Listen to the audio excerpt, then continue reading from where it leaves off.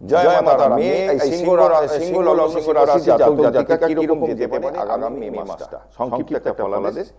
যেরকম এই মুহূর্তে সিংহ রাশি জাতক জাতিকাদের অষ্টম ভাবে মঙ্গল এবং শনি অবস্থান করছে মিনের ঘরে। তাহলে কি হবে? অষ্টম ঘর আমাদের মৃত্যুর ঘর, অষ্টম ঘর গুরুজবিদ্যার ঘর।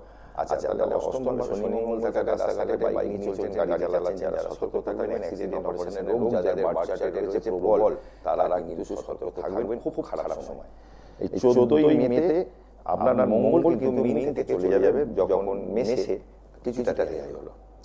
আচ্ছা, এবারে আপনাদের বার্থ চার্ট সিংহ লগ্ন রাশি জাতক জাতিকাদের বার্থ চার্টে 11th হাউসে বৃহস্পতি 11th হাউসে থাকায় আপনাদের তৃতীয় ভাবে দৃষ্টি দিচ্ছে, পঞ্চম ভাবে দিচ্ছে, আর সপ্তম ভাবে দৃষ্টি দিচ্ছে।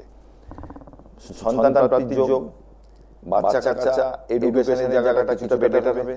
সপ্তম ভাবে নতুন ব্যবসা, বিবাহের যোগ, এই কানেকশন হয়ে রয়েছে আপাতত।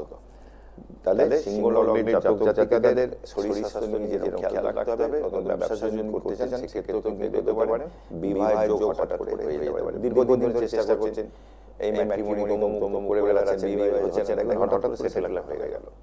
এই পজিশন আছে।